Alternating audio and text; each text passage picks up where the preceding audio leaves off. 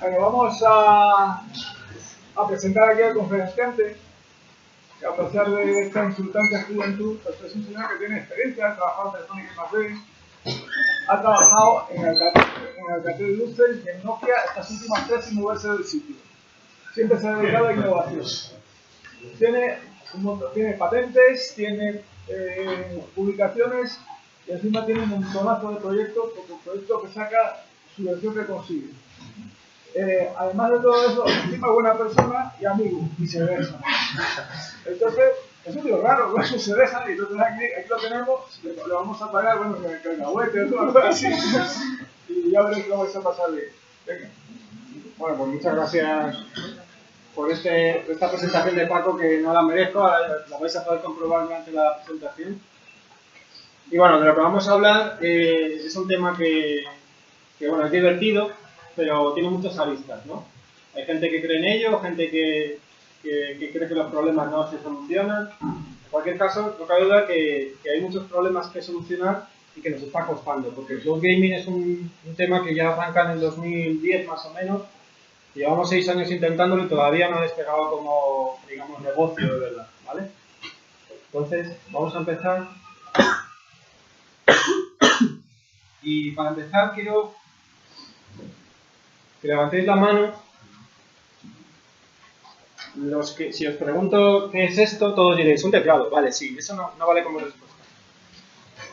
Los que sepáis realmente qué tipo de teclado es este, levantad la mano.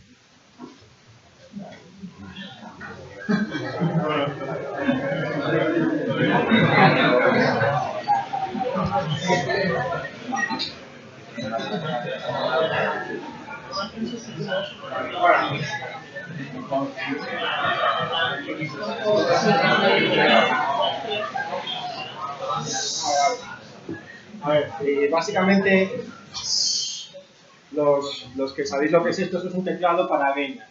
Es un teclado que bueno, normalmente son teclados mecánicos, valen bastante dinero, 100 euros, 120 incluso. Los gamers los necesitan, ¿vale? Se compran estos accesorios. Bueno, ahora vemos un poco la agenda. Quería empezar por aquí. Los gamers necesitan estos accesorios, los consideran necesarios, mientras que los jugadores casual, pues no. Pero lo importante de los gamers es que son los que se gastan el dinero. O sea, ese 25% de personas que habéis levantado la mano, os gastáis dinero en jugar. Mientras que el resto, bueno, algo. Os gastáis algo, pero poco. Por tanto, la opinión de los que levantan la mano cuando saben lo que es esto, la opinión de los hard gamers, es la que más cuenta a la hora de evaluar el negocio o los problemas del cloud gaming. Y son las personas a las que hay que escuchar más, ¿no? Por eso es tan importante esa opinión. Bueno, esto es un poco la diferencia entre los hard gamers y los casual. No tenéis que, no es tampoco una psicopatía, ¿no? Ser hard gamer es algo normal y no pasa nada, ¿vale? En cuanto a la presentación, primero vamos a hablar un poco del concepto del cloud gaming, qué tipos de cloud gaming hay, un poco para que quede claro en qué consiste, cómo es la arquitectura de un sistema de cloud gaming. Pues no es solo montar un servidor que emita el vídeo y nos llegue a casa, es algo más que eso. Vamos a hablar luego del negocio potencial. Aquí el problema del negocio potencial es que no hay cifras de negocio, porque todavía no hay negocio. Entonces es potencial. Vamos a hablar de las cifras de negocio de videojuegos que están relacionadas con cuál podría ser el negocio potencial del cloud gaming. Porque a día de hoy, ya os digo, no es realmente un negocio. Y los que han intentado hacer negocio con esto, muchos han estrellado. Han quebrado ya varias empresas. Este mismo enero ha quebrado una más. Vamos a hablar de la historia y las iniciativas comerciales. ¿Cuáles son todas esas cosas que he contado que han pasado desde el 2010 hasta hoy? Y todos los problemas con los que nos hemos enfrentado y las soluciones que se han intentado dar. Normalmente las soluciones son todas parciales. Ninguna soluciona el problema en su conjunto. Hablaremos de la jugabilidad, del gameplay. Esto es muy importante. El gameplay, al final, es como la calidad de la experiencia del usuario cuando está jugando. Y no es exactamente la calidad, por ejemplo, de la experiencia de un usuario que ve vídeo. De ver una película por internet, tú evalúas una serie de cosas. Pero cuando estás jugando, evalúas a lo mejor esas cosas que también evalúas otras. como el tiempo de respuesta, la inmediatez, los fotogramas por segundo. Hay un montón de cosas nuevas que hay que evaluar, hay que maximizar. Un sistema de cloud gaming tiene que maximizar. Por tanto, no solo hay que comprender lo que es el gameplay, hay que aprender a medirlo, hay que intentar evaluarlo. Y bueno, luego hablaremos un poco de resumen de todos los problemas y las soluciones parciales que hay, de las que se encuentran algunas que hemos hecho conjuntamente entre Alcatel-Lucent, Nokia y la universidad. A ver, Alcatel-Lucent y Nokia es lo mismo, porque nos compró Nokia el año pasado con el dinero que ganó vendiéndole la división de móviles a Microsoft, con lo cual al final pues, nos compró igual que nosotros hemos comprado a otros, a Lucent por ejemplo, con el dinero que nos ahorrábamos en el mobiliario de la empresa, pues ellos nos han comprado a nosotros. En fin, al final vamos quedando cada vez menos y bueno, ahora somos nuevos. Bien. Estos son datos oficiales de la Asociación Española de Videojuegos. Dicen que un 25% de la gente más o menos es hard gamer, juega a diario, ¿vale? Hay más chicos que chicas que son jugones, digamos, un término que se suele usar. A ver, estas cifras, bueno, son lo que son. Realmente están basadas en encuestas, también en cifras de negocio, porque de alguna manera es verdad que los hombres siempre tradicionalmente han jugado más porque el mercado de los videojuegos ha sido tradicionalmente masculino, sobre todo inicialmente. Ahora ya no, por supuesto que no, pero inicialmente sí que lo fue. Vale, el concepto de cloud gaming básicamente es que vamos a tener la videoconsola o el ordenador en remoto. Nos va a enviar el vídeo. El juego se va a ejecutar en un servidor remoto. Nosotros vamos a interactuar con el juego con un mando, con lo cual habrá mensajes de las acciones que pulsamos que van a tener que atravesar la red. Eso implica un camino muy largo. Pulsamos un botón para disparar un misil, atravesamos la red, eso significa la latencia de red, que demora que todavía no hemos disparado hasta que no llegue al servidor.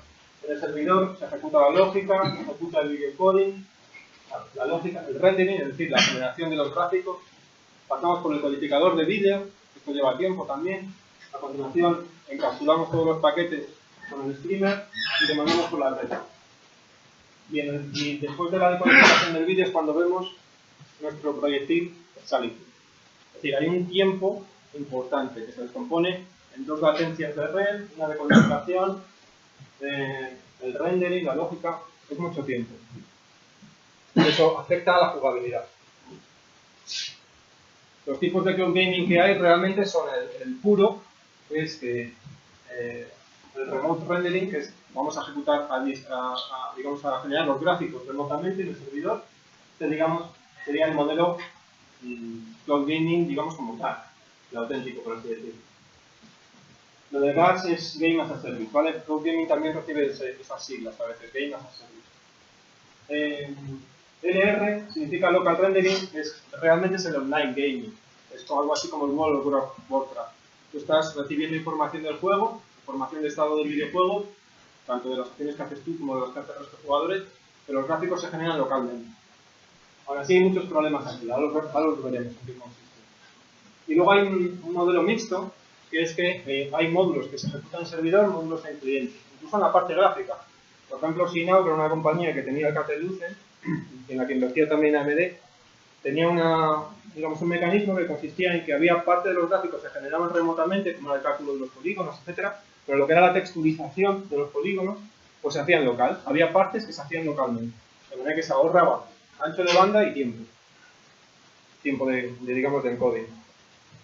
Bueno, este mecanismo tiene sus ventajas, pero a nivel práctico realmente no se ha puesto en marcha nunca, ni siquiera en este modelo que os he dicho de Sina, de la compañía que tenía esta patente.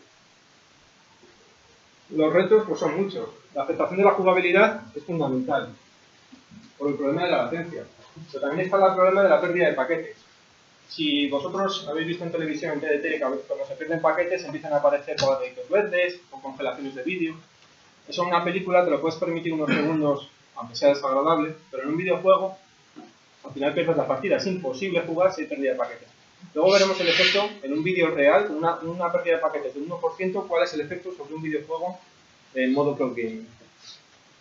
Diferencia de latencia en multijugador, si los usuarios tienen menos latencia que otros están aventajados, es un problema. La escalabilidad, porque normalmente si las comunicaciones entre usuarios que están muy lejos unos de otros llevan más tiempo, pues a lo mejor lo que hay que hacer es que los usuarios se comuniquen, digamos, en islas, ¿no? en particiones. El videojuego se ve afectado. El consumo de ancho de banda, también para los operadores, por un lado, podrían ingresar dinero si comercializan este tipo de cosas, pero también están gastando más recursos, ¿no? Más o menos eso sería el ancho de banda que estarían gastando en videojuegos en baja y alta resolución. Y en cuanto al tiempo que están gastando ese ancho de banda, más o menos sería este. Para la gente juega aproximadamente 2,9 horas a la semana. Eso es en media, porque el hard gamer juega todos los días. Pero bueno.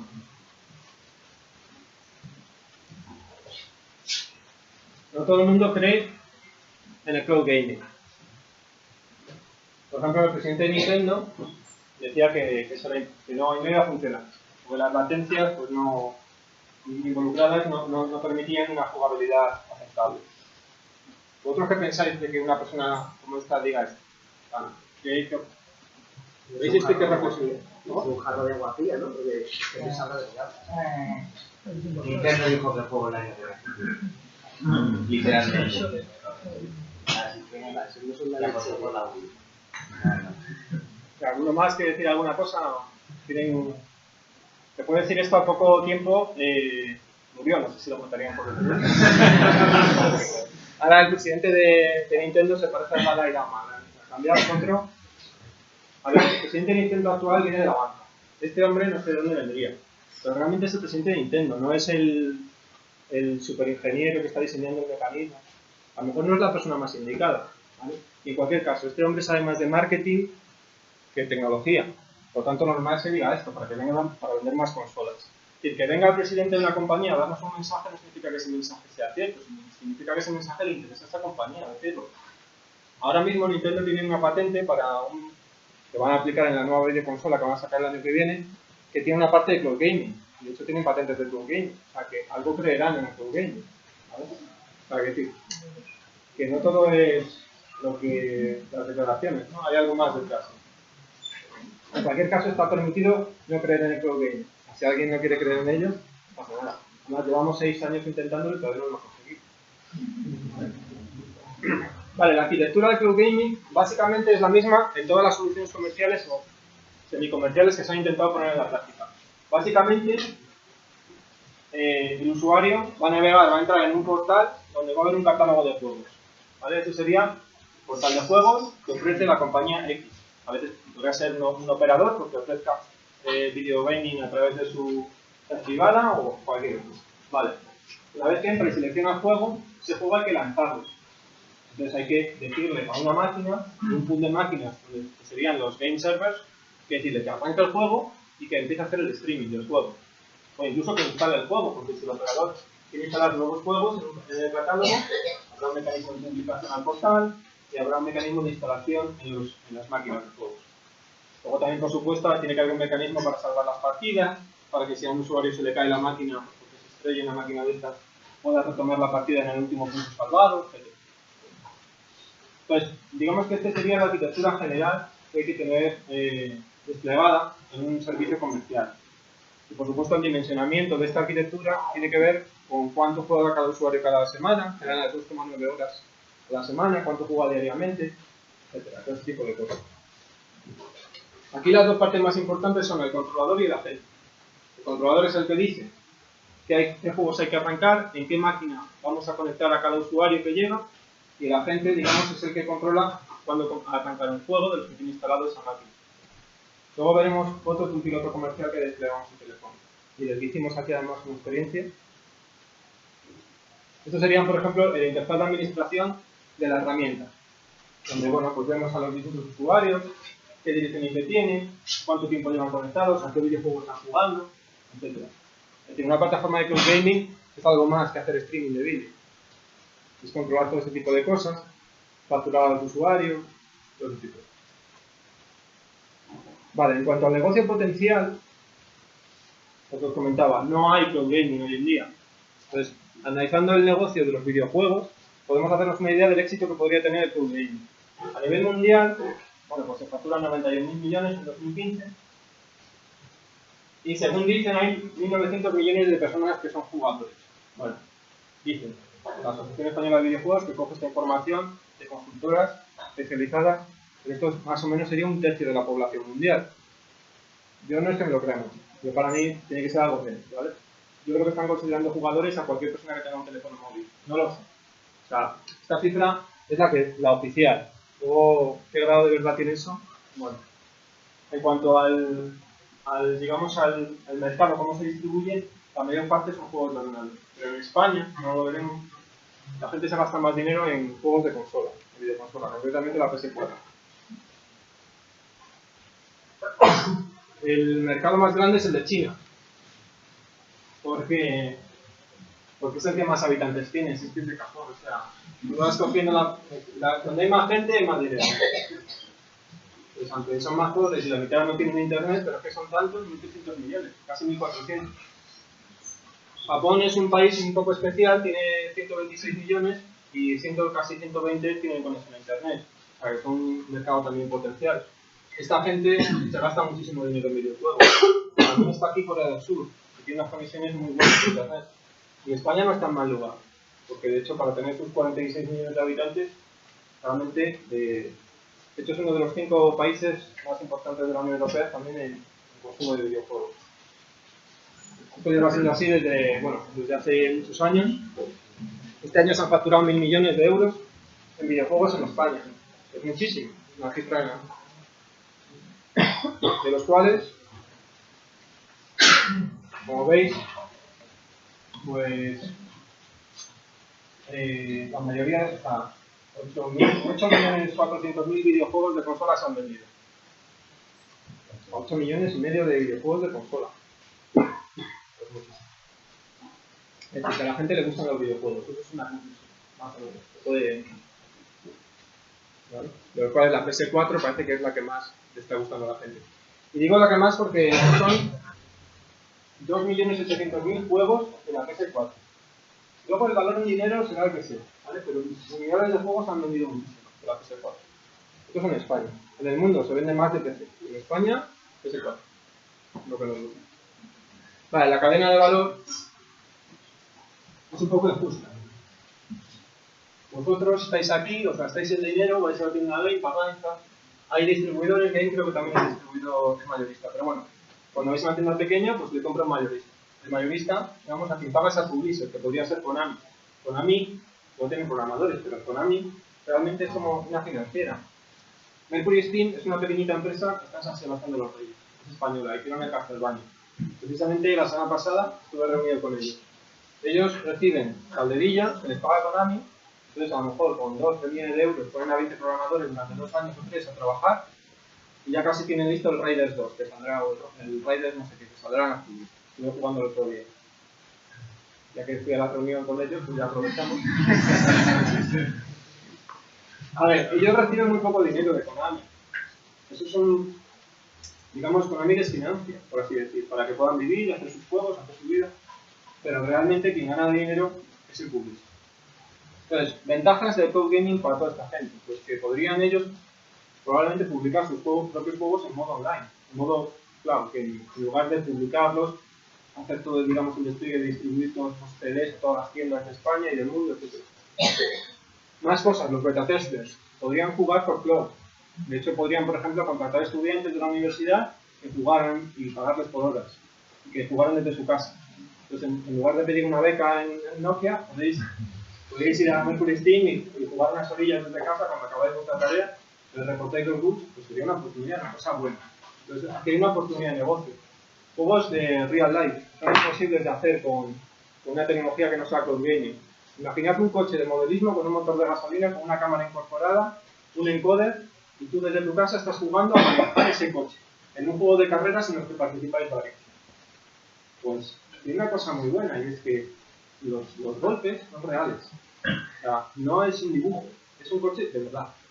Entonces, aunque te cueste mucho jugar, te cueste dinero, pero la experiencia es diferente. Puede merecer la pena. Esto solo se puede hacer con tecnología cloud gaming. Actualmente tenemos un proyecto para hacer esto. Tenemos empezado, vamos a empezar, ¿vale? Pero vamos, la intención es hacerlo. Y por supuesto el riesgo disminuye. El Mercury Steam podría hacer la primera fase y decir, bueno, si los cloud gamers les gusta, están jugando mucho, están pagando, seguimos programando. En lugar de estar 2 años programando o 3 y sacar un CD con el juego ya completo al mercado, van programándolo poco a poco.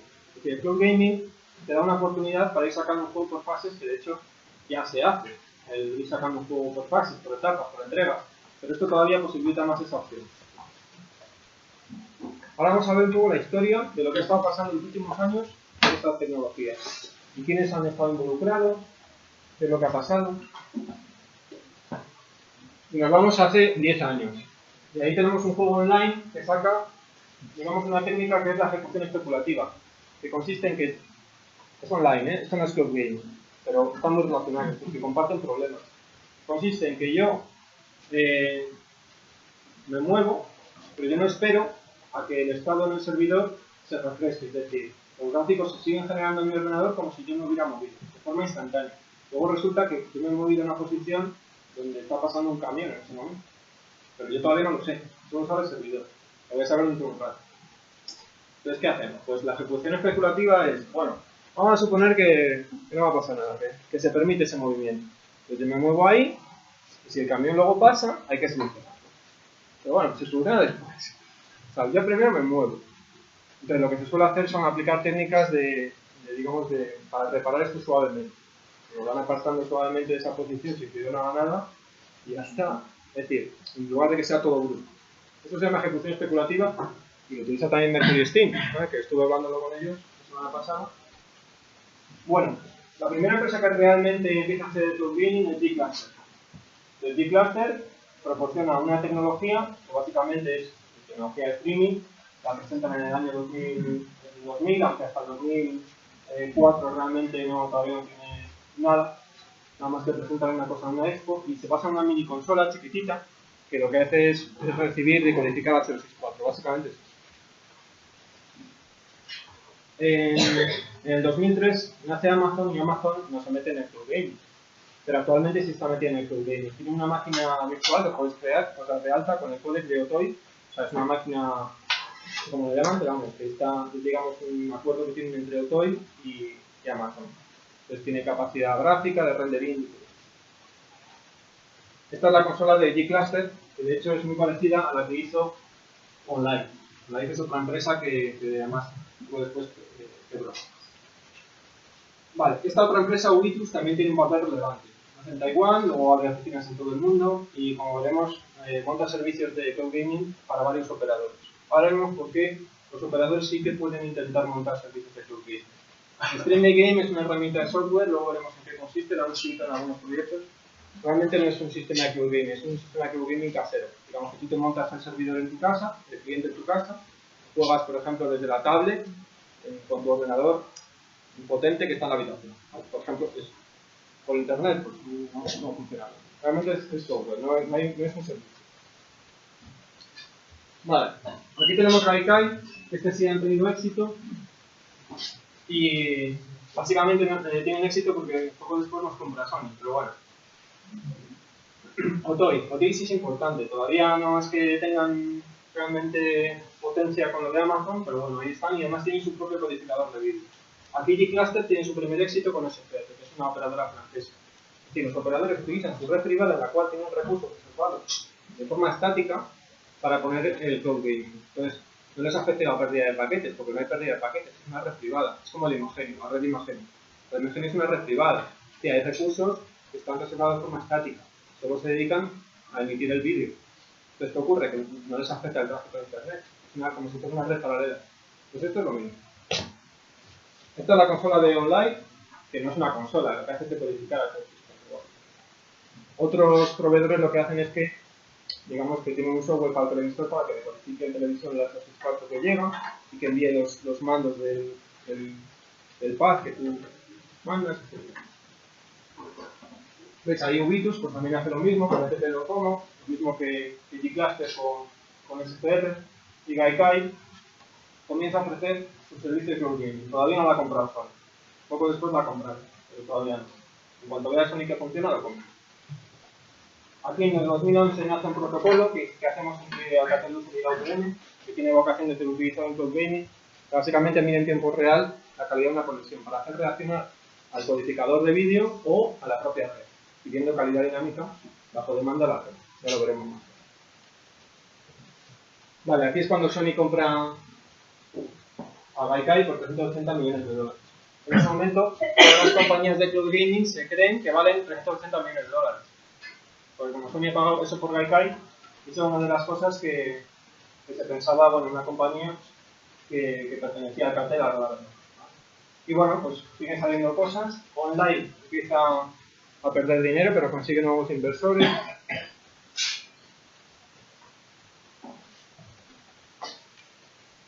Aquí está Signal, que es la compañía de Alcatel, que tenía la tecnología esta que os he contado, de que se hacía parte del rendering en el cliente. ¿Vale? Y empezamos a invertir en esto y la compañía además monta varios pilotos en el mundo. Al final no consigue montar ningún despliegue comercial, solo monta pilotos. Y el año pasado o el anterior la gracias. Y como esta, pues un montón. Como veis, Ubitus sigue desplegando servicios e incluso un servicio propio que es el de Game Notes y también con Verizon, es decir, con operadores, siempre con operadores que tienen su red privada. Hay una herramienta open source, Gaming Anywhere, que sirve para hacer un despliegue software de un sistema de cloud gaming. Esto lo podéis descargar, lo podéis instalar, podéis montar vuestro propio sistema de cloud gaming con Gaming Anywhere. Ubitus sigue cosechando éxitos, ya no hace Playfiga, que es española, igual tiene una solución cloud gaming igual que la de Signal. ¿Vale? Y estos están intentando apostar fuerte con Telefónica a ver si lo consiguen. De momento ya os digo, no hay ningún despliegue comercial, solo son pilotos. Y sus inversores pues, son americanos realmente, aunque sea una compañía española. Esto que tiene Microsoft, que se llama DeLorean, que lo sacaron el año pasado, bueno, en 2014, es un mecanismo de ejecución especulativa, era como lo del Duke Nukem, exactamente igual. Lo que pasa es que es más avanzado, ¿vale? Ellos dicen que son capaces de enmascarar hasta 250 milisegundos de latencia. Bueno, eso dicen, pero es demasiado. Vale. Aquí ya saca Sony PlayStation Now, que es un servicio de cloud, que es el sistema operativo, pero es para jugar a juegos obsoletos. ¿Vale? Juegos de PlayStation 3, PlayStation 2, cosas. Nada de jugar a juegos modernos. G-Cluster. Hemos hecho otro éxito en Francia con Orange, es decir, tienen un servicio de cloud gaming, aquí, con pocos usuarios y una red privada. Pero bueno, lo tienen. En el 2014 nace Simra, que también ofrece una solución cloud gaming. En el 2016, en enero, ya quebraron. Esta es la de Otoy. En el 2015 se compra OnLive y lo cierra. Allá OnLive muere. Signal quiebra. Y Simra quiebra. O sea, se van cayendo porque es que no despega. Porque están invirtiendo dinero, no despega. Y como los inversores quieren rentabilidad rápida, la compañía cierra. Es así. Pero eso no significa que no se pueda hacer, es que no. En Parda hay muchos problemas. Nosotros estamos desarrollando un código que soluciona uno de los problemas, de forma parcial. Estamos desarrollando conjuntamente con esta universidad, que es el LHN, que básicamente lo que ofrece es una latencia de codificación muy reducida. Más o menos, digamos que se intenta acercar al milisegundo, eliminando completamente la latencia de codificación, prácticamente. Con eso no solucionamos todo el problema, pero sí parte de él. Y eso sería un código idóneo para el code. Por supuesto, eso es 2017, todavía no ha pasado. Bueno, a lo mejor. Ahora sí me trata con los. Vale, esto es Stream Game. Es como funciona. Es por un poco daros una idea. Tenéis vuestro PC en vuestra habitación, cogéis la tablet, os vais al salón, os tumbáis en el sofá y jugáis el juego vía Wi-Fi o vía. ¿Vale? Esto es Stream Game. Pero bueno, es un software de cloud gaming, pero no es un servicio. Es una solución, un software que es un servicio.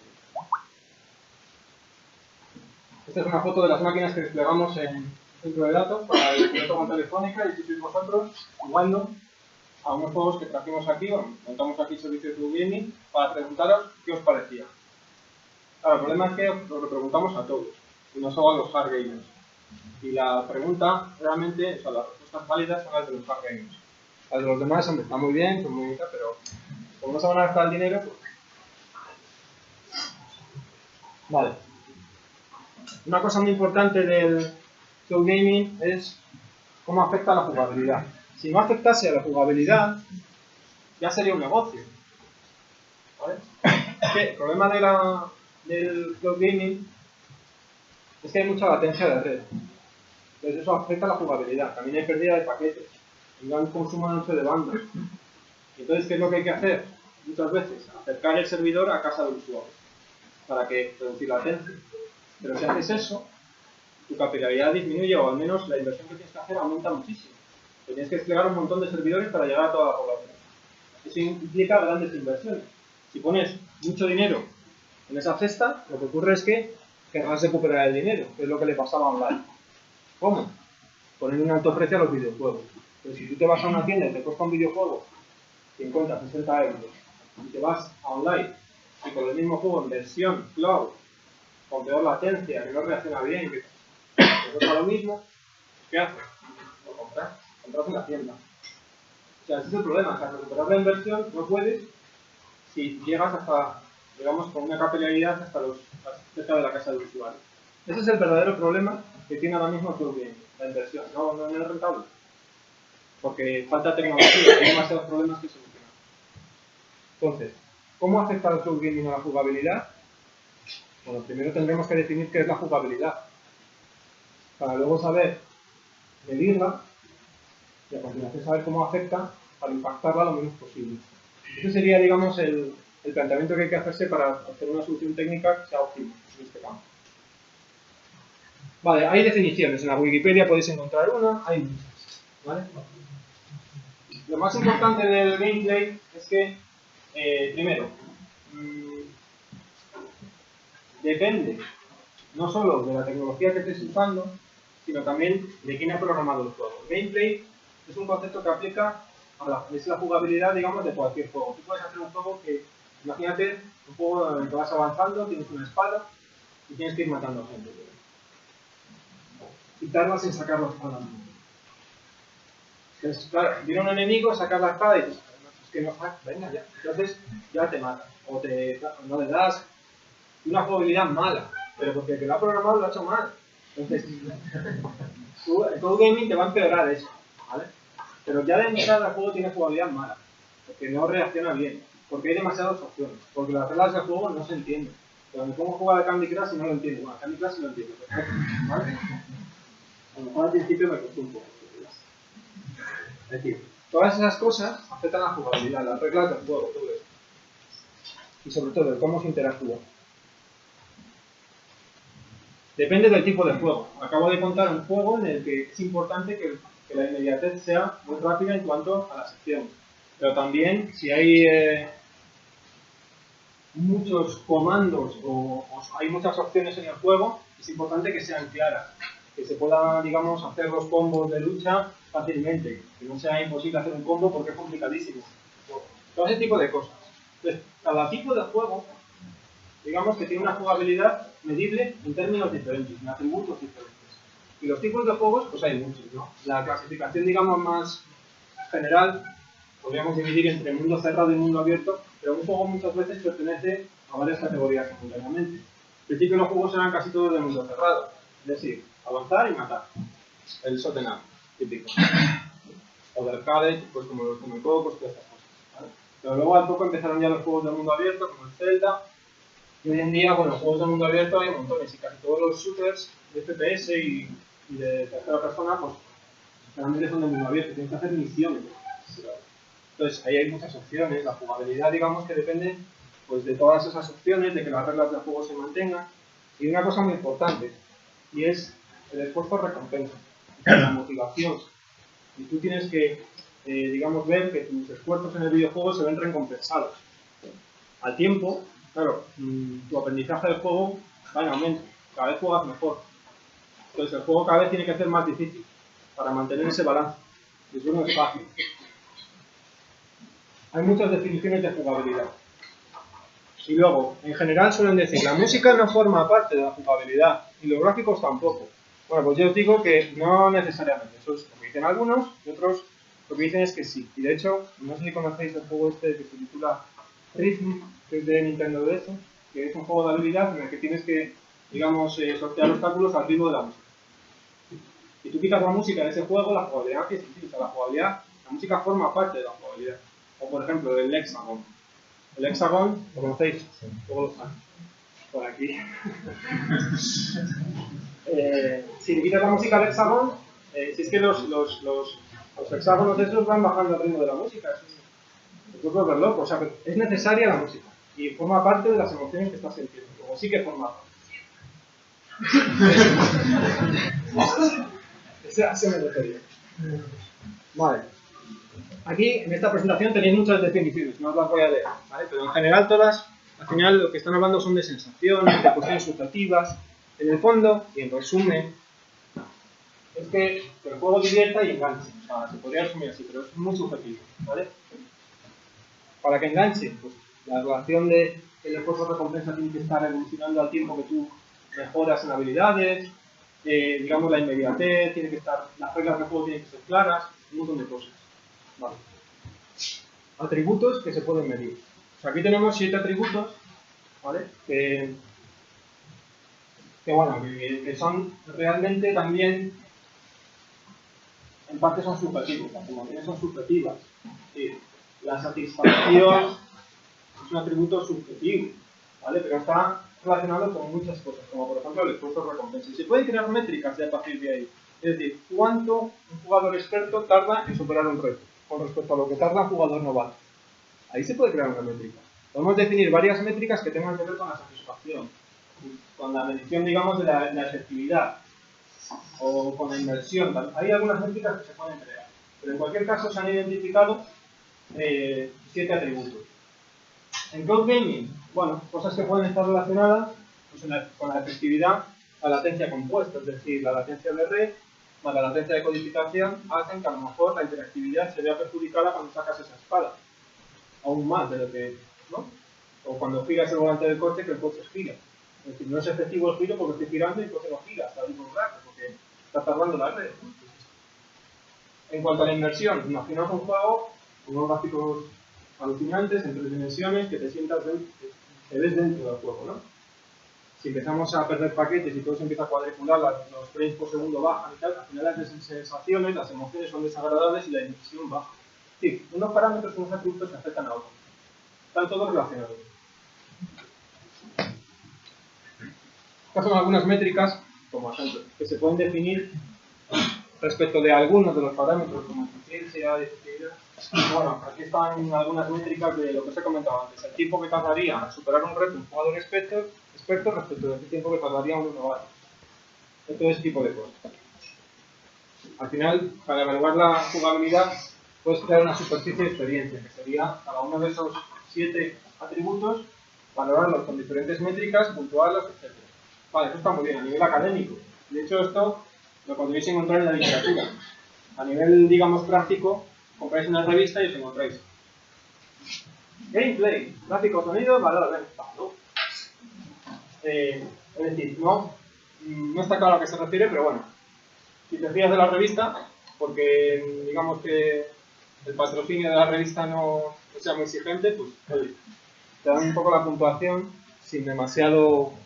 No es muy académico, desde luego, no es muy científico. Eso sí, suelen separar los gráficos y el sonido, los suelen separar. Pero os digo, a veces está bien separarlos y otras veces a lo mejor no tiene sentido. El problema de los atributos es que se afectan unos a otros y afectan a muchas partes del juego. Entonces es por eso que al final, para definir una ecuación que mira perfectamente la jugabilidad, pues lo que se hace es que se dividen los atributos, digamos, agrupan en distintos tipos de jugabilidad, ¿no? Pues jugabilidad mecánica, pues cuál es la fluidez del juego, cuáles son las reglas de ese juego, artística, interactiva, es decir, digamos cómo reacciona el juego cuando yo pulso las teclas, cuántas teclas tiene, si es accesible, si digamos el mapeo de teclas y acciones es correcto, etc. Y bueno, también interactividad con otros usuarios, todo eso se mide en distintas facetas. Y cada faceta, en cada videojuego tiene un peso diferente, no es lo mismo un arcade que un juego de rol. Y a cada faceta se le da un peso y al final se genera una fórmula. Vale, esta fórmula no la utilizan en la revista, ¿verdad? Pero bueno, sabéis que Intel se ha molestado en conseguir llegar a una métrica exacta. Al final, a nosotros no nos interesa tanto todas estas métricas, sino saber, digamos, valorar esto para entenderlo, para poderlo aplicarlo en el Cloud Gaming. ¿Cuál es el impacto? Los frames por segundo. Pues afecta a muchos atributos, a las emociones, a la inversión, a la efectividad, lo que he comentado antes. Si bajamos los frames por segundo, la dificultad aumenta. Porque es más difícil jugar. Pues no sabes muy bien dónde está el muñeco. Entonces te cuesta. En el hexágono, ¿dónde está el triangulito ese? Bueno, o sea, si bajan los frames, empieza a ser más difícil jugar. Además las sensaciones empiezan a ser desagradables, cambian las emociones. La resolución, el bitrate, pues lo mismo, afecta también ese tipo de cosas. La latencia de red afecta la interactividad, que es parte del atributo de efectividad, ¿no? La limitación de la escalabilidad, bueno, pues son las técnicas de partitioning, que es meter a los usuarios en islas. Y los usuarios de una isla se pueden comunicar entre sí, pueden luchar entre sí, interactuar entre sí, pero aquí no interactúas con usuarios de otra isla. En el juego lo modelas para que pueda escalar, ¿no? Por culpa del tema de la latencia. Y los mecanismos de anticipación, que son la ejecución especulativa de la que ya os he hablado. O sea, la ejecución especulativa pues va a afectar a la jugabilidad. Lo que pasa es que en el fondo es más una solución que un problema. La ejecución especulativa trata de solucionar. Entonces, el primero de ellos son los frames por segundo, cómo afectan, ¿no? A partir de 20 ya percibimos, digamos, un flujo de vídeo continuo, ya no percibimos los fotogramas. A partir de 12, más para abajo, empezamos a percibir los fotogramas, ya es muy molesto. A partir de 12 no se puede jugar. Con 20 se puede jugar, aunque los hard gamers no estáis de acuerdo conmigo. Con 30, hay alguno que dice, no, yo menos de 60 no hablar. Vale, eso me lo dijeron ayer, pero bueno, yo creo que no hay que pasarse. O sea, que no se evite que un gaming con 30, ¿vale?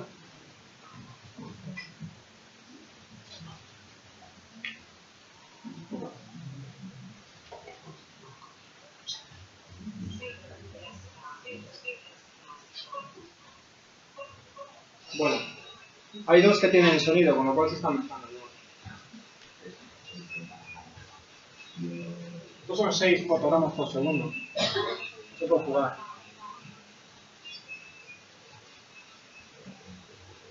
Aquí no se ve bien, porque bueno, tenemos mucha luz. Pero el problema, aquí hemos conseguido, digamos, fluidez a 30 fotogramas por segundo dañando el vídeo.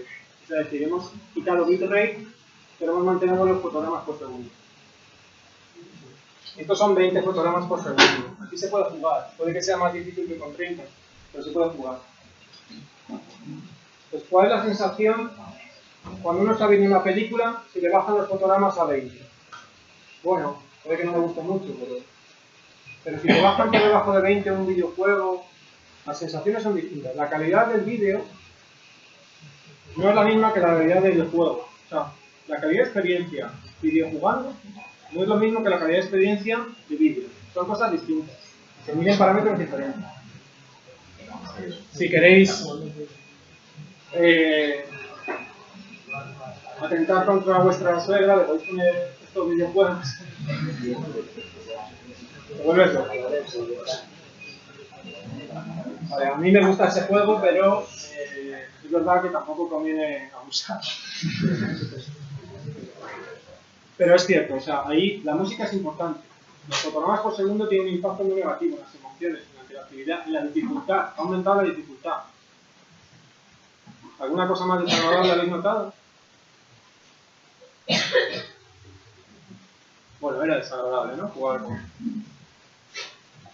Vale, este es otro juego, a lo mejor lo conocéis. Ahora está de moda, ¿vale? O sea, es fácil verlo en el metro. Vale, este ya es absolutamente imposible de jugar. Y aquí es modesto. Vale, estos son, no me acuerdo, no sé si son 20 o 2. Vale, pero de alguna manera, cuando se pierde la fluidez, la jugabilidad se ve afectada. Entonces hay que, si por ejemplo tienes problemas de pérdida de paquetes, hay que ser capaces de bajar el bitrate hasta cierto punto. A lo mejor a partir de cierto punto hay que bajar los frames por segundo. Pero no te puedes pasar bajando frames por segundo porque está aumentando la dificultad.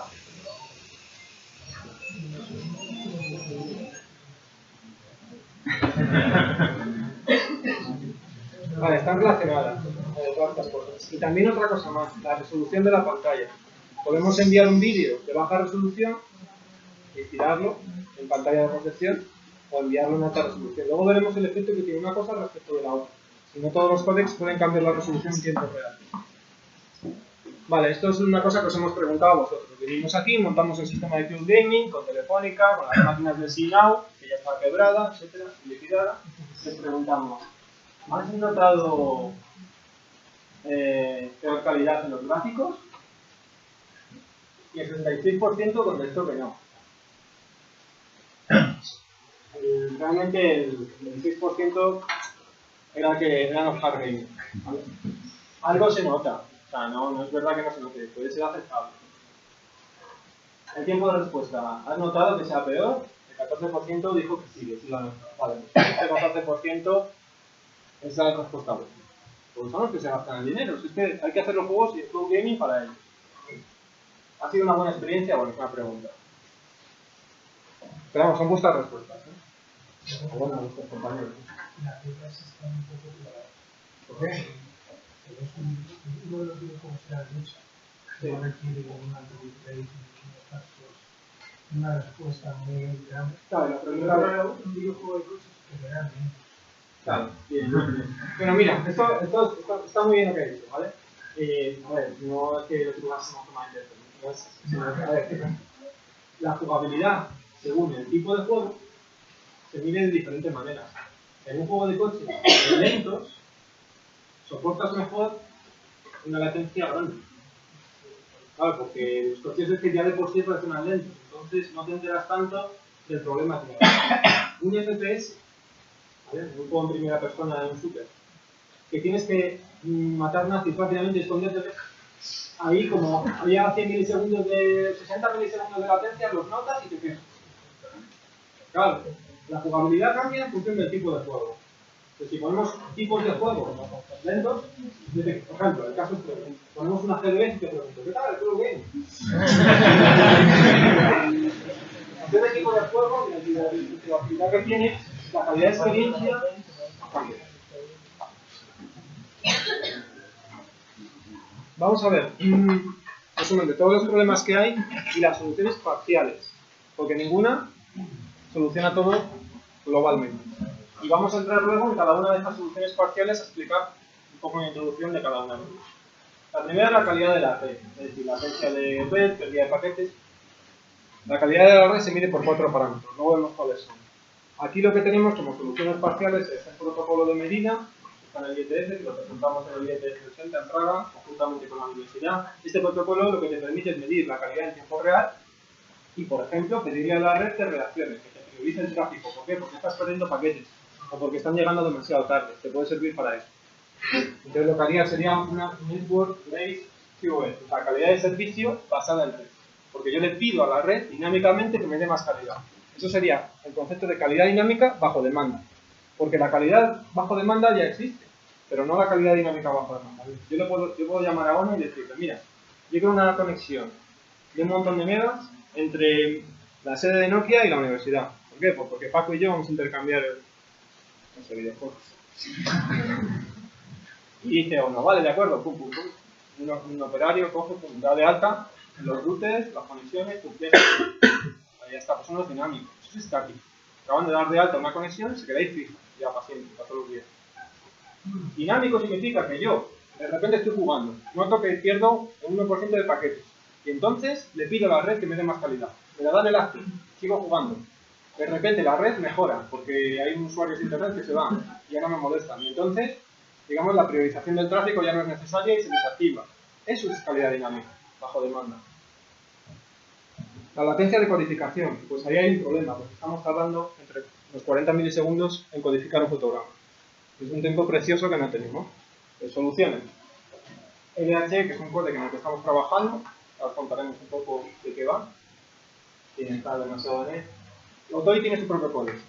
Ellos dicen que es mejor, que es más rápido. Bueno, ahora veis una imagen, yo la verdad es que mejor no lo veo, pero quizás sea más rápido. La latencia total, digamos, lo que sería el camino de ida y de vuelta, con la ejecución especulativa se intenta solucionar. Y por ejemplo, Microsoft tiene un proyecto que es el DeLorean para intentar estandarizar algo de este aspecto, ¿no? En la ejecución especulativa. También lo hacen todas las compañías de juegos. Mercury Steam, a eso lo llaman engañar al usuario. Bueno, pero ellos también lo hacen, ¿de acuerdo? Y esa técnica la aplican todos los juegos online. ¿Y la pérdida de paquetes? Bueno, pues ajustando este tipo de cosas. bitrate, es decir, reduciendo la calidad del vídeo, resolución, ahora veremos cuál es el impacto de bajar la resolución, que no es que la pantalla se haga más pequeña, ¿vale? Porque la vamos a estirar, vamos a interpolar, o bajar los frames por segundo, dinámicamente. Pero claro, el problema es que la resolución a veces no se puede bajar dinámicamente, depende del juego. Vale, la calidad de red. El vídeo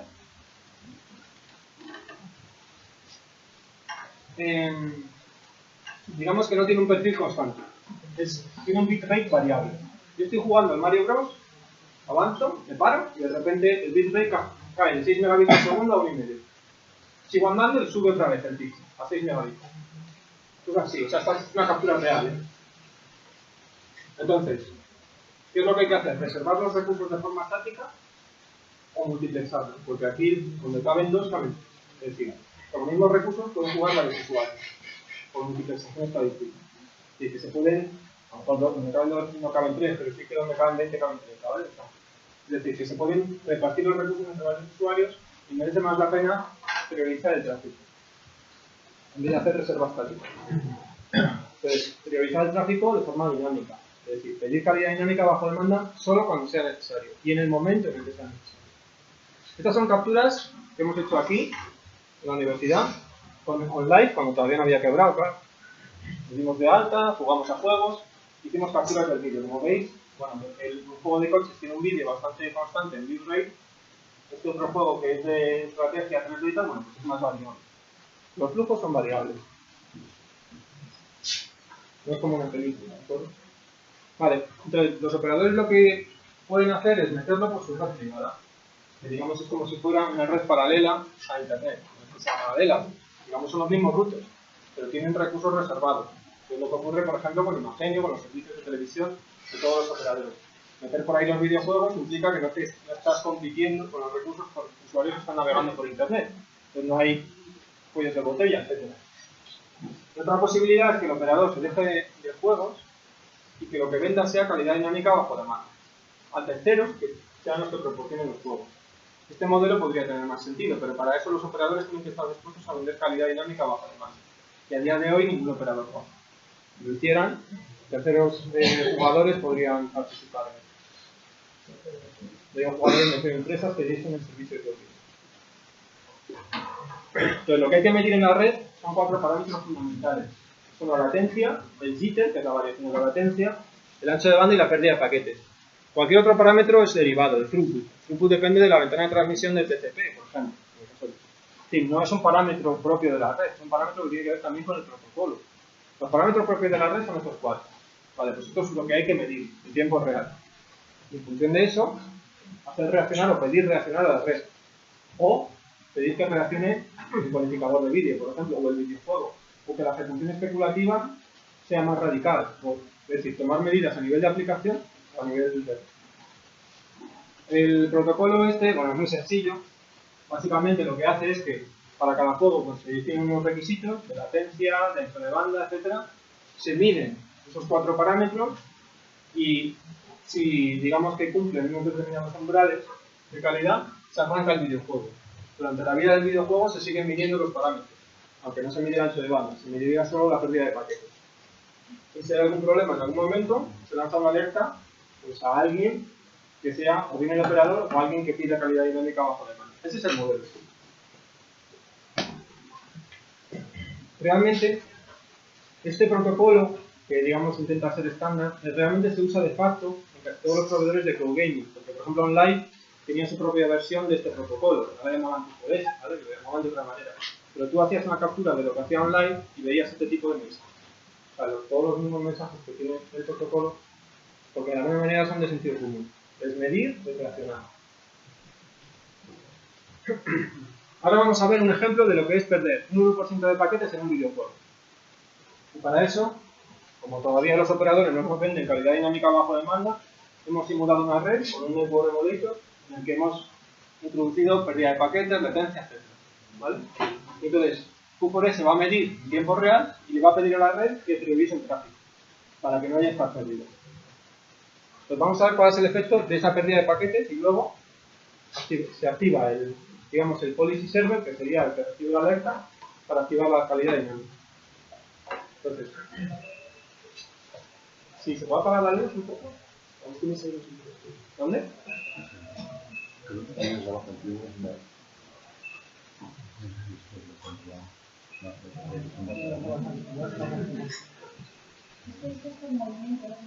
Ah, vale. Vale. Bueno. Veis que el coche está medio roto. Cada 2x3 que gira se parte en trozos, se cuadricula. Bueno, por supuesto, la pantalla está cuadriculada así porque son muchas pantallas, ¿vale? Están para que se vieran grandes. Y bueno, pues si un coche se rompe cuando estás girando en las curvas, se cuadricula y tal, y pasan estas cosas, pues no vas a pagar por jugar al juego así, por gaming, nadie va a pagar por eso. Entonces, ¿qué es lo que hacemos? Ahora lo que voy a pasar por delante y voy a activar el mecanismo de provisión dinámica de la calidad. Entonces, ahora ya se mide en tiempo real, se reacciona y es tan rápido reaccionando que ya no se pierde. Ya sí se puede decir. El problema de la latencia no se ha eliminado por completo, pero la priorización de paquetes ha evitado ese 1% que hace que sea imposible jugar. O sea, que una pérdida de un 1% es inaceptable. Además, en Cloud Gaming, el vídeo se comprime poco. ¿Por qué? Porque si se comprime mucho, se tarda más en comprimir. Y eso es un lujo que no te puedes permitir. En una película de data, sí, grabas el vídeo en un fichero, la estás flipeando, te vas a ver. Pero cuando en Cloud Gaming tú tienes que comprimir ya. Entonces comprimes menos, lo más rápido que puedas. Aún así, pues se tarda 40 milisegundos. Aquí está la medida, que puede ser mayor, ¿eh? O sea, es decir, aquí estamos, digamos que enviando el vídeo de un reloj, y ya veis, es un vídeo muy simple, pero bueno, que está tardando 40 milisegundos, ¿vale? En una red local, y donde la latencia de red puede ser de 1 milisegundo, 2, o sea, no hay latencia de red. Y está tardando esto.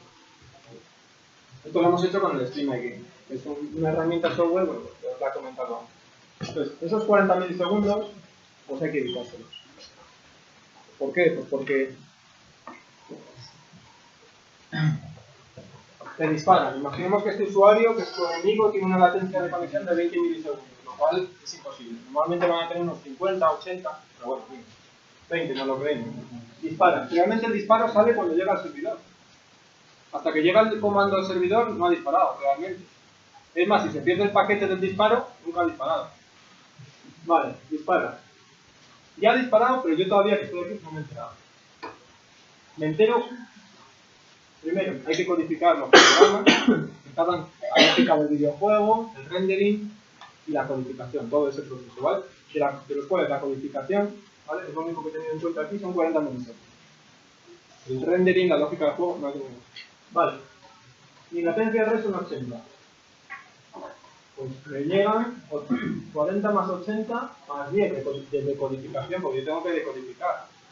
Pues yo me entero 130 milisegundos después de que me han disparado. O sea, a lo mejor es un poco tarde, pero bueno, todavía puedo decir, bueno, estoy a tiempo, voy a huir. Pero claro, todavía no he huido. O sea, yo me empiezo a mover en ese momento, pero el mensaje de moverme tiene que llegar al servidor. Con lo cual yo me muevo 80 milisegundos más tarde, 210 milisegundos después de que me han disparado. A lo mejor es demasiado tarde y me matan. Sí, ese es el problema que tenemos. Y para solucionarlo, pues, una de las formas es actuar en la codificación de vídeo. La codificación de vídeo, lo que más pesa es el cálculo de vectores. El cálculo de vectores consiste en que yo cojo un bloque de la imagen, busco algo que se parezca en una imagen anterior, en un fotograma anterior, y en lugar de enviar la información de ese bloque, digo, bueno, pues del fotograma anterior es este bloquecito pequeño, movido hacia la derecha. Y además, ha cambiado un poquito, te mando los bits que han cambiado. Eso es el cálculo de, bueno, la compensación de movimiento, básicamente. En Cloud Gaming hay un problema, y es que los vectores de movimiento normalmente en las películas se calculan hacia adelante y hacia atrás. Es decir, los hay bidireccionales, los hay que solo apuntan a fotogramas previos, y los hay que son framesy, que son patronajes completos. Entonces, en Cloud Gaming tú no puedes referenciar un fotograma futuro, pues no existe. Pues te estás creando. En una película sí, pero en Cloud Gaming no. Solo puedes referirte al pasado. Eso limita un poco también las posibilidades que tienes. Vale, y aquí se invierte muchísimo tiempo. Y casi todo el resto del tiempo se invierte en la codificación.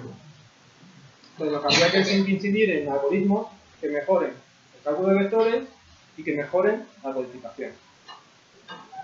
Por ejemplo, Otoy tiene un código que se llama ORDX2, bueno, yo tampoco lo he usado, ¿vale? Lo pongo aquí, hay documentos en internet que hablan de él.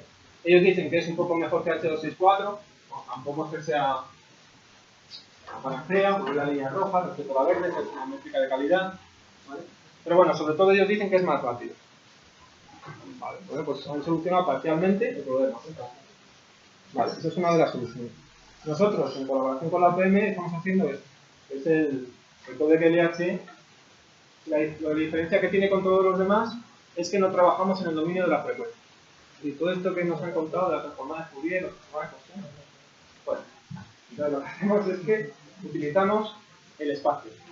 El ojo reacciona con el estímulo luminoso de forma logarítmica. Por ejemplo, si yo y cualquier sentido, el oído, por ejemplo, el oído para que oiga el doble, le tenemos que meter 10 veces más sonido, ¿vale? 10 veces más potencia. Las audiometrías tienen escala logarítmica, por ejemplo. Incluso el tacto, si yo os pellizco, para que os duela el doble, os tengo que pellizcar 10 veces más fuerte, ¿vale? Es decir, que los sentidos reaccionan de forma logarítmica.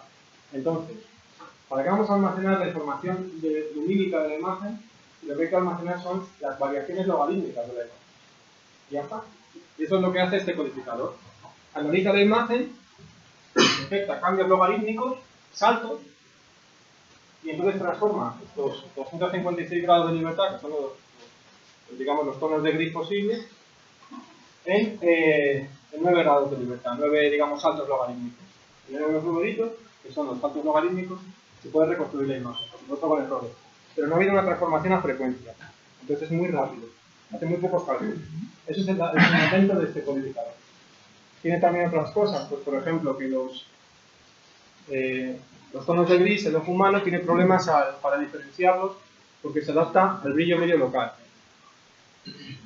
¿A alguien le parece que estos dos tonos de gris son iguales? Vale, pues son iguales. O sea, el problema es que aquí el brillo medio ha aumentado respecto a aquí, porque hay bandas negras, hay bandas blancas, y aumenta el brillo medio o disminuye el brillo medio. Y el ojo se adapta al brillo medio. El ojo detecta 16 millones de colores, no sé cuántos millones de tonos, pero realmente solo detecta 50 tonos de gris alrededor del brillo medio. De ahí lo del título de la película esa de 50 sombras de Grey. Son 50 tonos que tú eres capaz de diferenciar, no más. Lo de los 16 millones es sumándolos todos, pero si tú te fijas en un punto, solo hay distintos colores, brillos alrededor de eso. Y los brillos lejanos a ese brillo medio los distingues mal, con errores. Entonces lo que hacemos es que los saltos logarítmicos se expanden y cuando el brillo se estabiliza alrededor de un punto, lo que vamos es compactándolos. Cuando encontramos de repente un borde, nos expandimos otra vez los saltos logarítmicos. Básicamente ese es el funcionamiento del codificador. O sea, funciona exactamente igual que un. Y bueno, estos son algunos resultados. La calidad del código es esta, la verde. Esto sería JP 2000, esto sería JP. Pero la ventaja fundamental no es que la calidad sea buena, es que es muy rápido. No tarda prácticamente nada. Bueno, tarda un milisegundo y pico, pero vamos, es muy rápido. Y luego hace uso de otra cosa, y es que donde, digamos, al analizar la imagen, con estos saltos logarítmicos se puede evaluar perfectamente la imagen, y entonces gasta bits donde hay información. Donde no hay información, por ejemplo, el cielo, no gasta casi nada. Entonces lo que envía a recepción es esto. Con lo cual, donde hay información, donde están las letras del avión, se envían detalles. Donde no hay información, no se envían detalles. Se ahorra mucha información. Es que el propio código te está dando información de la escena. Y por eso de aquí también se pueden generar los vectores de movimiento prácticamente sin falta. Estaríamos trabajando o optimizando ambas cosas, la codificación y la compensación del movimiento. Además podemos bajar mucho el bitrate. Esto es 0,1 bits por píxel en JPEG. 0,1 bits por píxel en LH. Y en JPEG 2000. Este y este son comparables, es decir, puede gustar más esta que esta, ¿vale? Está bien, pero estamos un poco, podemos evaluar. Esta es mucho peor. Y lo más importante, esta es infinitamente más rápida que calcular que esta. Aunque digamos que es ahí donde tiene su ventaja. y no tiene efecto de bloques. JPEG tiene efecto de bloques porque las componentes frecuenciales de cada bloque son diferentes. Sí, estás eliminando componentes frecuenciales, hay saltos de frecuencia. En LHI lo que ocurre es que se trabaja en el dominio del espacio y no hay saltos de resolución, y por lo tanto, porque la resolución va fluctuando de forma suave, por lo tanto pues no se ve efecto de bloques. Aunque sí que la imagen se trabaja en bloques, de forma paralela. Pero, y en cuanto al tema de los vectores, lo que comentaba, dentro de lo que es el proceso de codificación, que no lo voy a explicar, ¿vale? Solo quería poner un poco de diagrama, hay una primera etapa que se generan unas métricas que tienen que ver con los saltos logarítmicos de la escena. Pues de ahí, comparando, digamos, distintos fotogramas, se puede ver cómo va evolucionando la escena y cómo van los vectores de movimiento, cómo van evolucionando. Entonces, de forma casi gratuita, tenemos este cálculo hecho. Todavía ahorramos todo ese tiempo del que hablaba. Otra forma de solucionar esto lo proponen algunos autores, es con el motor del videojuego. El motor de juegos, para los jugadores casual que no sepan lo que es un motor de juegos, bueno, ya lo cuento igual. A ver, los juegos normalmente, antiguamente se hacían desde cero. O sea, tú cogías el ordenador, cogías el ensamblador y te ponías a programar en código máquina, y ya está, te lo juego. Pero con el tiempo, pues hay que aumentar la productividad, entonces han hecho lo que se llaman motores de juegos, que es el que se encarga, pues, por ejemplo, de generar los gráficos. Entonces tú al motor de juegos le das el mapa del universo donde se va a mover tu personaje, el motor de juego te genera digamos, te hace el rendering en 3D, te hace las físicas del juego, incluso hasta la inteligencia artificial. O sea, es decir, hay muchos componentes dentro de un motor de juego. Pues bien, si el motor de juego está haciendo el rendering de la escena, conoce cómo se mueve, qué objetos hay en la escena y cómo se están moviendo. Pues si le pasa esa información al codificador de vídeo, pues es lo que se ahorra, ¿no? Es decir, se trata de hacer un motor de juego codificado que le pase al código de vídeo, aquí abajo, que le pase información de la escena y de cómo está evolucionando. De manera que se ahorre todos esos cálculos. También hay una información muy valiosa en el propio mando del juego, que no siempre es válido. En un juego, en un FPS, en un shooter, tú vas con un escenario 3D o en un juego de naves, digamos, con un scroll horizontal, cuando te estás moviendo a la derecha, toda la escena se mueve a la izquierda. Es decir, los vectores de movimiento, hay pistas que te da el propio mando, o sea, las acciones que hace el usuario. Puedes tener en cuenta esa información en el códec para el cálculo de vectores. Y eso también es otra de las cosas que estamos trabajando. En general, estas son experiencias subjetivas de distintos sujetos, es decir, estudiantes de la universidad, que les ponemos varios juegos y con distintas latencias para evaluar diferentes tipos de juegos, ¿vale? Pues son FPS, bueno, aquí como son las siglas de los juegos, tipo, puzzle, FPS, carrera, y vamos viendo, aumentando la latencia, cuál es su percepción subjetiva. Al final, la conclusión es que más allá de 60 milisegundos, teniendo en cuenta que la codificación lleva 40, pues ya empieza a ser la jugabilidad es aceptable. Es modesto. Entonces, ¿qué es lo que se hace en esos casos? Pues una solución es la ejecución especulativa, es la que os he comentado. Suponemos, esto solo aplica cuando haces el rendering en local. Si el rendering lo haces remotamente, no te vale. Esto vale para el online gaming, para el cloud gaming puro, no vale, porque el flujo de vídeo te está llegando. No eres tú quien lo genera. Pero en online sí lo puedes hacer. O sea, engañas al usuario, le haces pensar que su acción ha sido tenida en cuenta de forma inmediata, y luego, si es necesario, corriges las cosas de forma suave para que no se dé cuenta. Es decir, que si un enemigo estaba caminando en una dirección y de repente se va para otro lado, pero en local, digamos, se generan los fotogramas como si camina para la izquierda, pues lo que se hace es que se le envía información de estado al usuario, a su PC, y dice, anda, si este enemigo está en otro sitio, pues le mandas corriendo para allá. Es decir, no le haces desaparecer y aparecer en otro lado, le mandas corriendo. Y así parece como que, bueno. Es decir, son soluciones parciales, se pueden usar más, menos, pero son soluciones más o menos imaginativas que funcionan, por lo menos parcialmente. Y la pérdida de paquetes. Podemos hacer varias cosas. Reajustar el bitrate, pedirle a la red que nos dé calidad, aunque esto a día de hoy no se está haciendo. Reajustar la resolución, que no siempre se puede hacer, ahora vamos a ver qué efecto tiene. O los frames por segundo, que ya hemos visto que hay que jugar con ellos, pero que son delicados, porque las emociones cambian, la dificultad aumenta, la jugabilidad se ve perjudicada. Entonces lo que hay que hacer es hacer evolucionar esos tres parámetros, bitrate, frame por segundo y resolución, de la forma, digamos, que maximice en todo momento, dado cualquier bitrate disponible en la red, que maximice el gameplay, la jugabilidad. Entonces, ¿cuál es ese camino entre ese punto óptimo y los valores mínimos de los tres parámetros? Bueno, pues ese camino a recorrer, yo no sé cuál es, o sea, me lo he inventado, ¿vale? Esta es línea roja. Pero ese camino hay que averiguarlo y no es exactamente el mismo camino que se sigue, por ejemplo, cuando se evalúa la calidad de experiencia en vídeo, en películas. Es diferente. Este es un ejemplo de lo que pasaría si reajustamos la resolución en vez del bitrate. Tenemos aquí la foto de Elena. ¿Vale? Aquí tenemos, imaginemos que estamos perdiendo paquetes y reducimos el bitrate para que no se congele la imagen. Bueno, esto no es un videojuego, pero imaginamos que es un videojuego. Lo llevamos a 0,1 bit por píxel y eso la imagen es horrible. Otra posibilidad que tendríamos sería, cogemos la imagen, hacemos un subsampling, es decir, reducimos la resolución y la codificamos a 0,4, ocupa lo mismo. Y ahora en recepción hacemos la interpolación, estiramos la imagen. Bueno, pues el resultado es mejor, ¿vale? Entonces, ¿esto se puede hacer en tiempo real en un codec? Bueno, pues depende del codec. En el LHE sí se puede hacer en tiempo real, ¿vale? En un codec, por ejemplo, en el FFmpeg tú no puedes decirle en tiempo real que te cambie la resolución. Eso está trabajando, por ejemplo, por debajo con H264, con otros codecs. No digo que no se pueda con H264, lo que digo es que desde el FFmpeg no se puede. Habría que ver cómo hacerlo en cada caso. Pero es una técnica que se podría emplear y que, digamos que se perjudica el vídeo, puede parecer un poco más borroso y tal, pero no llegamos a degradaciones extremas. Es decir, hay que jugar con la resolución, con el bitrate y con los frames por segundo.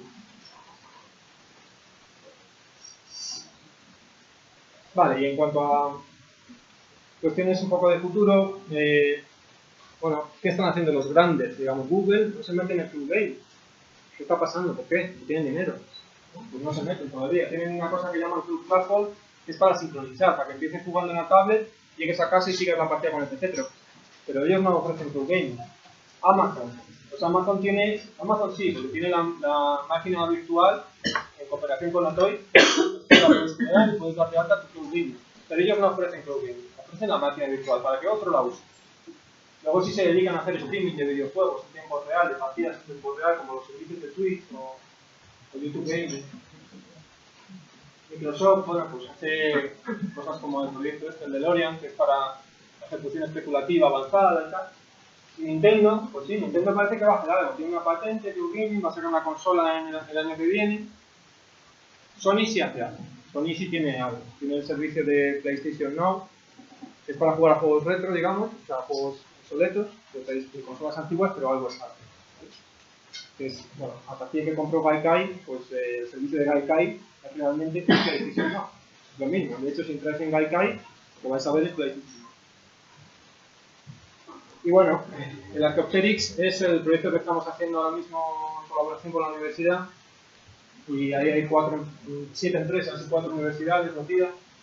Estamos trabajando con el protocolo QoS, con calidad adaptada a nivel de aplicación, a nivel de red, utilizando, digamos, protocolo OpenFlow para actuar sobre la red en tiempo real en función de las métricas que nos da QoS, y con el codificador LH.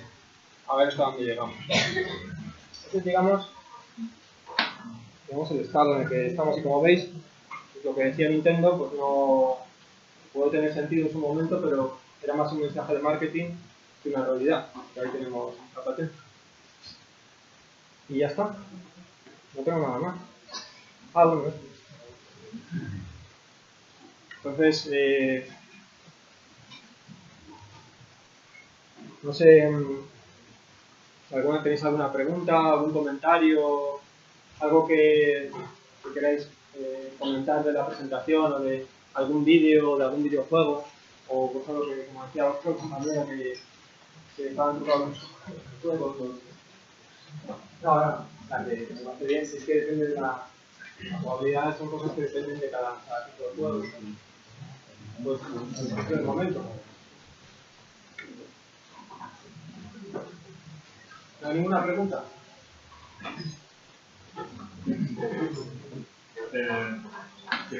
¿Cómo piensa usted que va a implementar Nintendo el Claro, o sea, no me refiero a nivel de tecnológico, sino pues, si va a sacar juegos nuevos y los va a vender como... Claro, yo lo que creo, pero eso no es una opinión, ¿vale? O sea, mi opinión vale eso, no opinión nada. Vale lo mismo que la tuya, ¿vale? O sea, yo lo que creo que va a hacer es que hará juegos que tendrán más posibilidades, digamos, ejecutándolos en modo cloud. Es decir, el mismo juego podrás jugar en modo standalone, en tu consola, en tu casa, pero que si lo conectas al sistema cloud, tendrá de repente más posibilidades. Probablemente más posibilidades gráficas y no solo posibilidades de que interactúes con otros usuarios, sino que de repente los gráficos, la potencia o algo, digamos, se beneficien de ese cómputo en la nube. Es decir, yo creo que Nintendo va por el camino de del tercero de los modelos que presenté al principio. Es decir, parte de computación en la nube, parte de computación en local. No todo en local, que es el online gaming, o todo en la nube, que es el cloud gaming, sino un modelo más mixto. Y de hecho, la patente, que está en internet, podéis las imágenes por lo menos que las he estado viendo, tampoco me he puesto a analizarlo en detalle, porque me puedo volver loco, y las patentes siempre están escritas en un lenguaje así un poco farragoso para que no se entienda. Es decir, una patente se escribe para que sea lo más ambigua posible, pero que luego a la hora de defenderla sea lo más concreta posible.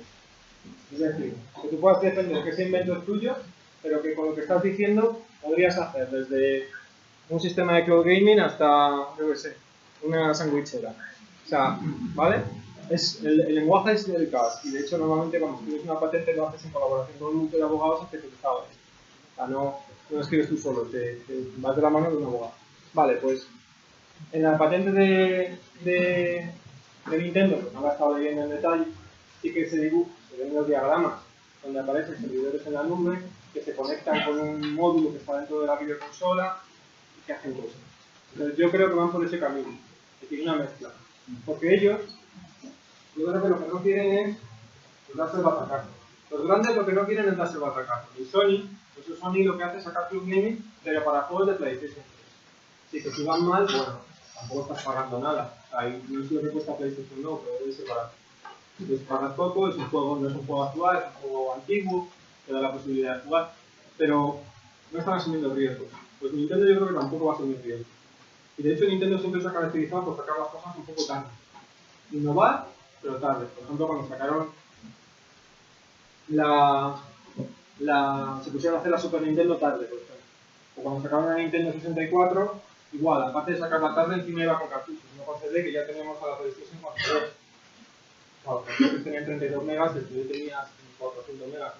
Es decir, tenían siempre sus problemillas, porque no se arriesgaban tanto. Aún así, luego son muy innovadores, y por eso, por ejemplo, la Nintendo DS tuvo tanto éxito. O sea, las cifras son de millones de unidades vendidas, son gigantescas. Creo que Nintendo DS se vendieron 160 millones de unidades. Ahora ya no tiene mucho sentido porque todo el mundo tiene un teléfono móvil y ya pues no, pero realmente sí son innovadores. Lo que intentan es arriesgar poco, salvo con la, ¿cómo se llama? Esa que era roja. La Virtual Boy. Con esa sí se arriesgaron, pero ya aprendieron la lección ya no.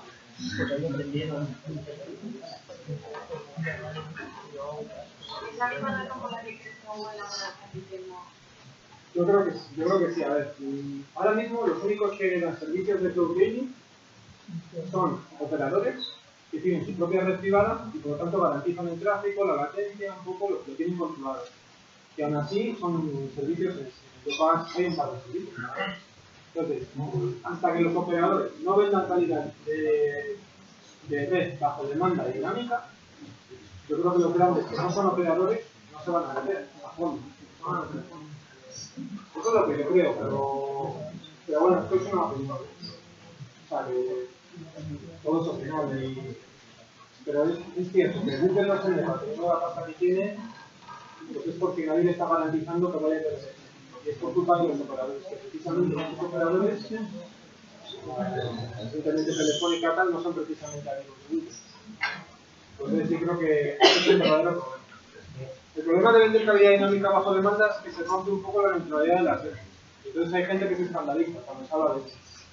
O sea, le venden calidad de red a esta empresa, entonces el tráfico que mueven ellos va más deprisa y está priorizado respecto al mío que estoy teniendo utilidad. La red no es neutral, estamos rompiendo uno de los principios fundamentales de Internet. Entonces eso es un escándalo. Bueno, pues, a ver, yo creo que no es tal, porque hay dos corrientes en la metodología de los radicales, que son los que utilizan así, y los que no son tan radicales que dicen, bueno, no hemos roto la neutralidad porque cualquiera puede pagar por jugar y obtener priorización de su tráfico. Por lo tanto, es accesible para todo el mundo, no solo para unos pocos que son amigos del operador. Por tanto, la neutralidad de la red no está rota.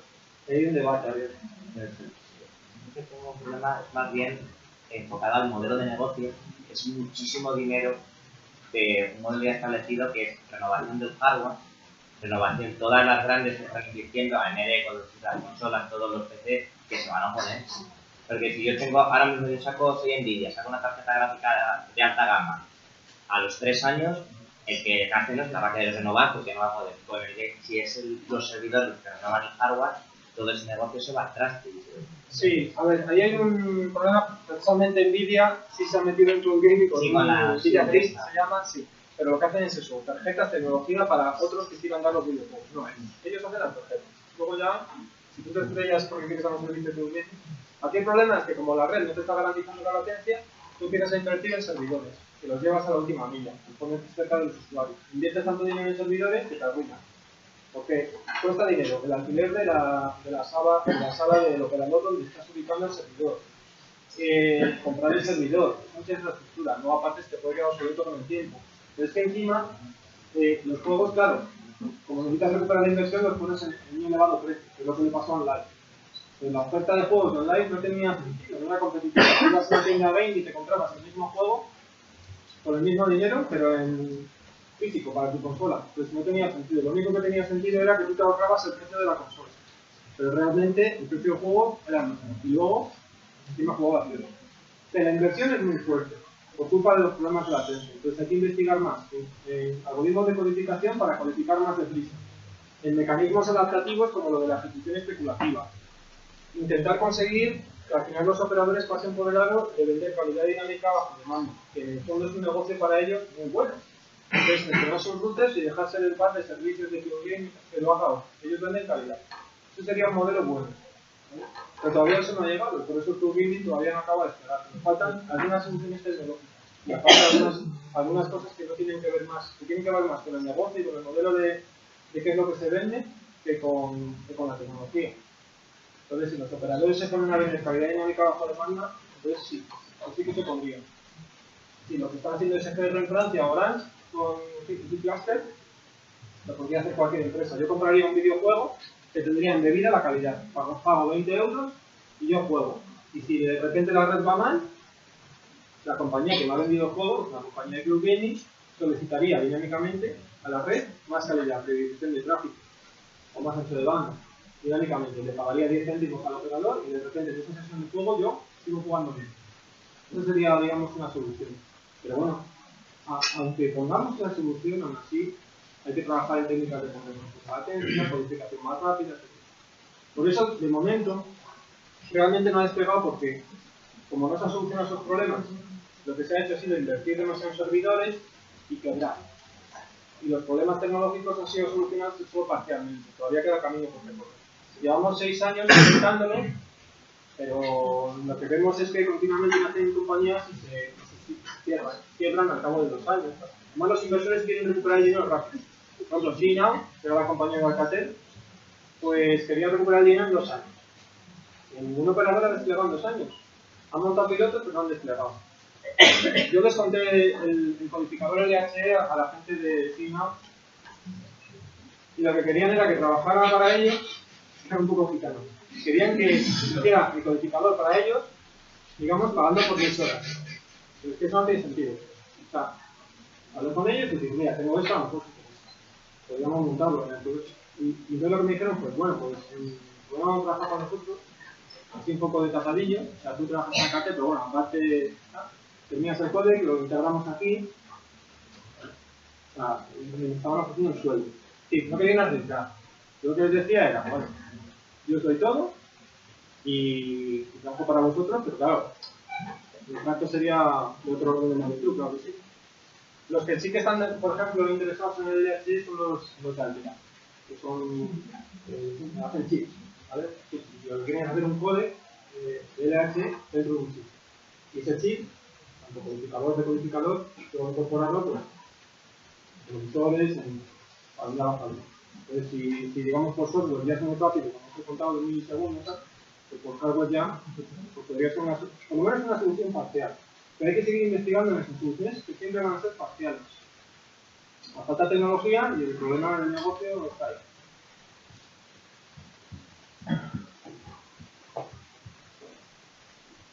El verdadero cuello de botella que tenemos en realidad en la red. Porque si lo que me estás diciendo del codificador es una solución parcial, es la solución adecuada a ese problema concreto. Sí. Y el de la red, ¿hasta qué punto se puede mejorar? Hablar de codificación pasas de 40 milisegundos a 1. Y en el de la red. En la red lo vas a reducir poco. O sea, puedes evitar perder paquetes, pero al final imagínate que te quedas en 60 milisegundos. Vale, se puede jugar. O sea, con 60 milisegundos, si solo luego inviertes uno en codificación, se puede jugar. Es decir, el problema lo vas a tener. A lo mejor tienes que aplicar técnicas de ejecución especulativa o cosas así. O incluso enviar, o sea, desplegar dentro del PC del usuario algo para que se calculen cosas en el PC del usuario y no solo en la nube, para engañar al usuario. Algo vas a tener que hacer, siempre para mejorar esas sensaciones. Pero el problema de la latencia 100% solucionado, no, porque la latencia no puede ser cero, o sea, es imposible. De hecho, ni siquiera es cero cuando juegas tú en tu casa, porque tu monitor tiene un lag que puede ser de varios milisegundos, ¿sabes? Bueno, ahora menos, pero antiguamente podías tener hasta 15 milisegundos de refresco, o sea, puede tener un lag muy importante. Ahora es pequeñito, pero hay un lag. Y la red pues mayor. O sea, eso no lo vas a eliminar. Lo que es importante es que sea jugable. Que la jugabilidad sea suficiente para que tu satisfacción con el juego, digamos, te haga pagar por él. Lo que me da la sensación es que al final lo que queda esperar es que los operadores de red se levanten un día y digan que van a hacer claro la dinámica y que este entonces no son muy bien que otras soluciones, porque el resto del LS está muy bien. Y si se introducen en un hardware, será mejor todavía, pero claro, sigue existiendo ese cuello de botella. Y es más, ese es el problema más grave, porque si ese problema se soluciona, tú tampoco te ves obligado a desplegar cerca de la casa del usuario. Es decir, o al menos no tanto. Entonces, de alguna manera, el problema más gordo es ese. Y ese es el origen de otra serie de problemas, como por ejemplo tener que invertir demasiado en servidores. Y eso que eleva al final el precio del cloud gaming. Si elevas el precio ya no hay negocio. Ese es un problema vital. Entonces, mientras se soluciona ese problema, y los operadores, como sabéis, son lentos, por eso el WhatsApp les da, ¿vale? Pues hasta que, mientras tanto vamos solucionando otras cosas, ¿no? Como por ejemplo, el código.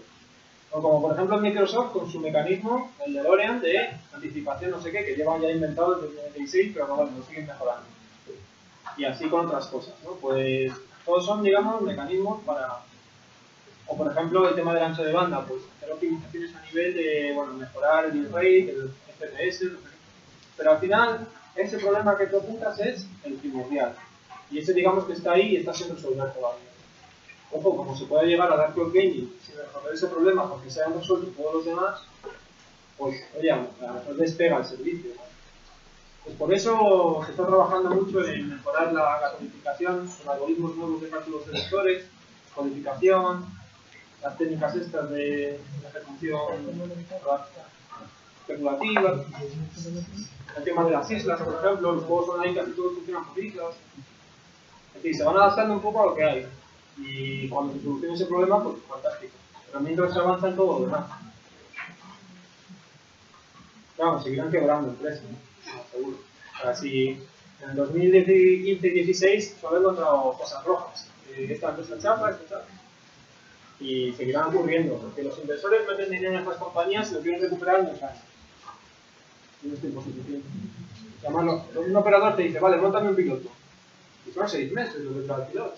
Entonces tú consigues 3 pilotos a 3 operadores entre lo que te cuesta conseguir el piloto, montar el piloto, evaluar el piloto, no sé qué más.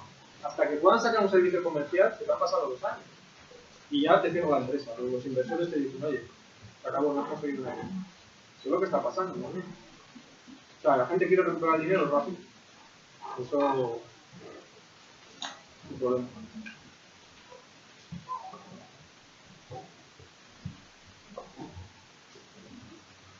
¿Nada más? Pues nada, muchas gracias a todos y